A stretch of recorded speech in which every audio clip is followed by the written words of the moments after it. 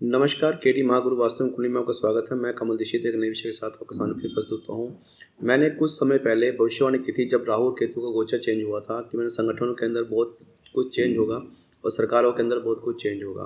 वो भविष्यवाणी मुझे इलेक्शनों में देखने को मिली और आप लोगों ने भी देखा होगा कि राजस्थान, मध्य प्रदेश और छत्तीसगढ़ के अंदर जिन व्यक्तियों के नाम की जानते लोग नहीं थे वो लोग सीएम बने हैं और जिन लोगों ने मंत्री पद ग्रहण किया उनको भी लिस्ट में कोई नाम नहीं सोचा होगा।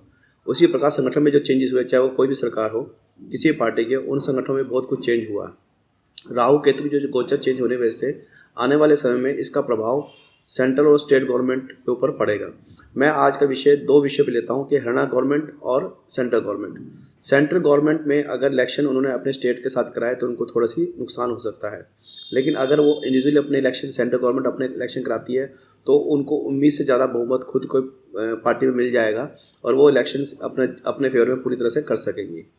स्टेट गवर्नमेंट को केतु काट रहा है और राहु सेंट्रल गवर्नमेंट को बढ़ा रहा है। इन दोनों ग्रहों की जो चाल है, जो गोचर है, वो 1.5 साल अपनी राशि में रहेगा। केतु जो बैठा है कन्या राशि में बैठा हुआ है और जो राहु बैठा हुआ मीन राशि में बैठा हुआ है। राहु हर चीज़ को बढ़ा देता है। अगर सेंट्रल गवर्नमेंट अपनी इलेक्शन को महत्व देते हुए खुद अपने ही एमपी के इलेक्शन कराती है, सेंट्रल गवर्नमेंट बीजेपी वाला जो सिस्टम सेंटर में है, तो इस राहु के गोचर का वो पूरा फायदा उनको मिलेगा और उनकी जो पिछले सीटें थी उससे सीटें इंक्रीज होंगी। ये इसको कोई नहीं टाल सकता क्योंकि राहु जो होता है वो बढ़ा चढ़ा के बहुत उम्मीद से ज़्यादा देता है। और इस टाइम 12वें राशि यानी मीन राशि के अंदर राहु बैठा हुआ है और 10वें घर को देख रहा है। सेंट्रल गवर्नमेंट सूर्य हो गई, स्टेट गवर्नमेंट चंद्रमा हो गई। इन दोनों को स्थिति एक ऐसी हुई पड़ी है, केतु काटने का काम करता है, राहु बढ़ाने का काम करता है। तो सेंट्रल गवर्नमेंट के जो इलेक्शंस हैं उनको कभी भी किसी स्टेट गवर्नमेंट से इस अवस्था में नहीं बढ़ाना चाहिए जो राहु केतु का गोचर मीन राशि और केतु का कन्या राशि के अंदर है। जो मैंने पहले भविष्यवाणी की थी संगठन की और सरकार के अंदर, वो देखने को मिला है। अब आने वाले इलेक्शनों के अंदर भी ये चीज़ देखने को मिलेगी राहु केतु के प्रभाव को। अगर सेंट्रल गवर्नमेंट ने अपने इलेक्शन, बीजेपी पार्टी ने जो इस टाइम सत्ता के अंदर है, उन्होंने अपने इलेक्शन अकेले कराए, किसी स्टेट को नहीं लिया, अपने किसी स्टेट को नहीं धारण किया। मैं दो स्टेटों की बात कर रहा हूँ, हरियाणा गवर्नमेंट की और सेंट्रल गवर्नमेंट की, तो उनको बहुत फ़ायदा होगा, उनकी सीटें बहुत बढ़ेंगी, इसको कोई नहीं टाल सकता। स्टेट गवर्नमेंट के साथ केतु का संबंध बन रहा है, यानी केतु काटने का काम करता है। तो केतु के अगर उसका प्रभाव देखने को मिला, स्टेट गवर्नमेंट को देखने को मिला, तो थोड़ा बहुत फ़र्क आ सकता है, लेकिन बनेगी सेंट्रल गवर्नमेंट उन्हीं की। कुछ एक बहुमत होंगे जो बहुमत उनके हाथ से निकल जाएगा, यानी बहुमत को थोड़ा सा स्ट्रगल करना पड़ सकता है। लेकिन अगर इंडिविजुअल उन्होंने अपने प्रयास किया तो पिछली सीटों से वो लोग आगे बढ़ेंगे, उनके खुद के एमपी खुद बनेंगे और वो गवर्नमेंट फिर अपने पैरों पे खड़ी होकर चलेगी। अपने अपने सारे एमपी उनके अपने होंगे, सत्ता आगे बढ़ेगी और अपने कार्य क्षेत्र को वो आगे बढ़ाएगी। इसलिए मैं अपनी कैलकुलेशन के हिसाब से ये भविष्यवाणी करता हूँ कि आने वाले समय में अगर सेंट्रल गवर्नमेंट के इलेक्शन अकेले हुए तो उनका बहुमत बढ़ेगा ही बढ़ेगा। स्टेट गवर्नमेंट, हरियाणा गवर्नमेंट को साथ लेके ना चलें, उनको आने वाले समय पे छोड़ दीजिए और वो अपनी सत्ता वापस काबिज कर लेंगे। पहले सारा इंटेंशन, महत्व और सारी तैयारी सेंट्रल गवर्नमेंट बनाने के लिए कीजिए। ये ग्रहों की चाल बता रही है। जो गोचर हुआ है वो 1.5 साल तक वहीं रहेगा।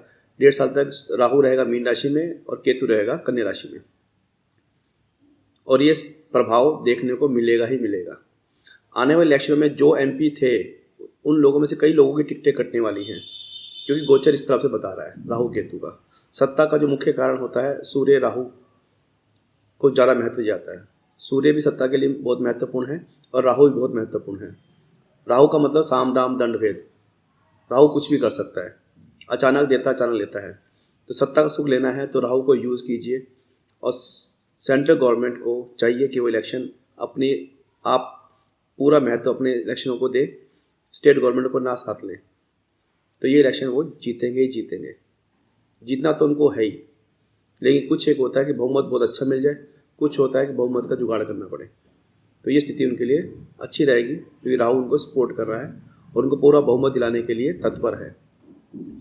तो मैं तो ये कह सकता हूँ कुंडली के विश्लेषण करता हुआ कि इस टाइम राहु और केतु अपना प्रभाव दिखा रहे हैं, चाहे वो संगठन हो, चाहे वो सरकार हो, चाहे कोई भी प्रणाली हो, चाहे कोई भी स्थिति हो, कोई भी सत्ता हो, यहाँ तक कि छोटी छोटी इकाई का जो इलेक्शन है वो भी, वहाँ पे राहु केतु का प्रभाव देखने को मिलेगा ही मिलेगा। बाकी पार्टियाँ अपना देखें कैसे क्या करना है।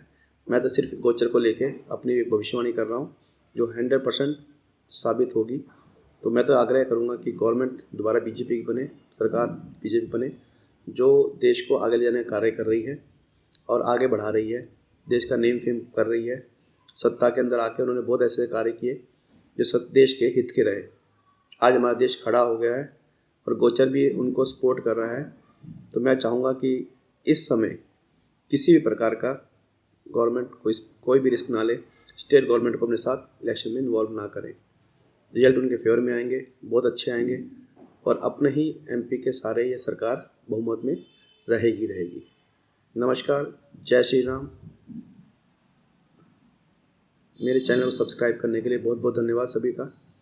आप लोगों के क्वेश्चन आते हैं, उनका आंसर देता हूँ और उन्हीं के हिसाब से मैं वीडियो बनाता हूँ।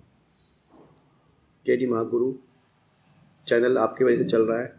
जितना भी हो सके सब्सक्राइब कीजिए, पसंद कीजिए, फॉलो कीजिए और अपनी जो भी समस्या हो, जो भी आप चाहते हैं वो मेरे को भेजिए। मैं उस पर वीडियो बना के डालूँगा ताकि वो ज़िंदगी भर आपका सहायता कर सके। धन्यवाद।